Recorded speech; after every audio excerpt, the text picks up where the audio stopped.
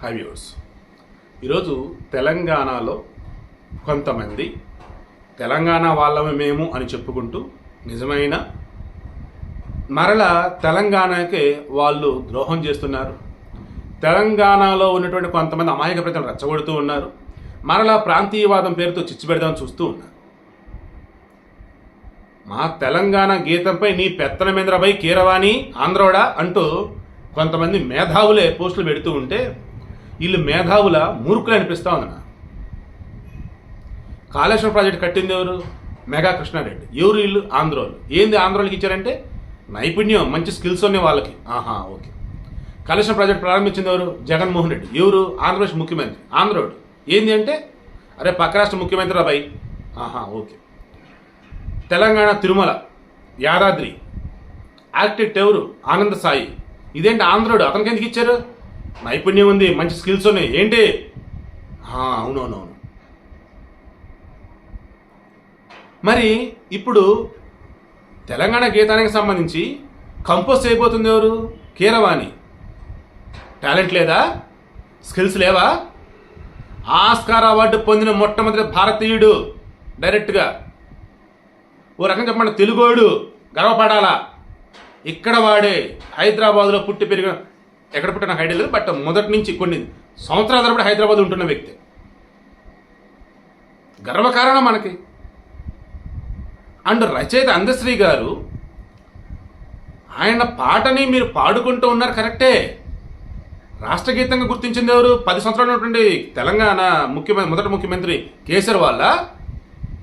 ఇప్పుడు కాంగ్రెస్ వాళ్ళు రచయితని కంపోజర్ని కూర్చోబెట్టి జనగణమనలాగా ఒక నిమిషంలో అయిపోయేలాగా, లేదా 1.5 minute ఉండే విధంగా మీనింగ్ చెడకుండా మొత్తం పాటను తీసుకొచ్చి ఇందులో పెట్టండి.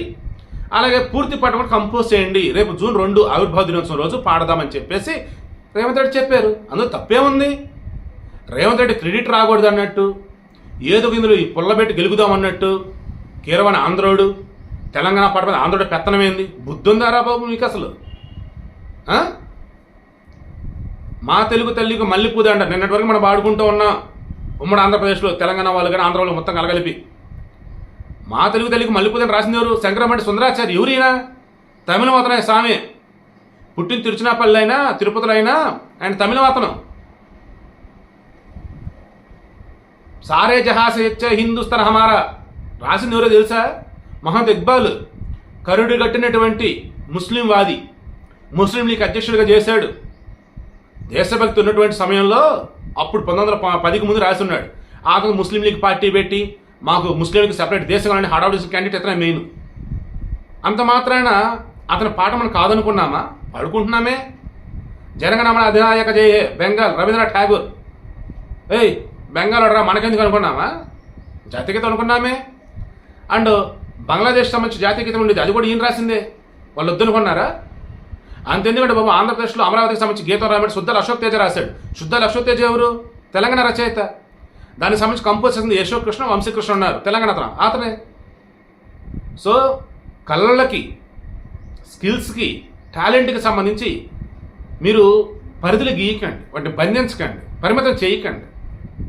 ఈరోజు ఎక్కడో ఎవరో ఏదో సాధిస్తే గొప్ప అని చెప్పుకుంటాం. మన దగ్గర కూడా వచ్చేసారి పాడితేనో, మన దగ్గర కూడా కళ ప్రదర్శిస్తే బాగుండు అనుకుంటాం. అదేమిటో మనం అవార్డులు ఇస్తాం. అలాగే మన తెలుగువాడు, ఆస్కార్ అవార్డు పొందిన మన తెలుగువాడు కీరవాణి చక్కగా అందశ్రీ రాసిన నుండి తెలంగాణ గీతాన్ని కంపోజ్ చేస్తూ ఉంటే ఆనందించాల్సింది పోయి, మెచ్చుకోవాల్సింది పోయి, ఎవడో ఏదో గెలిగితే దాన్ని హైలైట్ చేస్తూ ఆంధ్రోడికి ఏంది పెత్తనం అంటూ ఉన్నామంటే ఒకసారి మీరు అర్థం చేసుకోండి.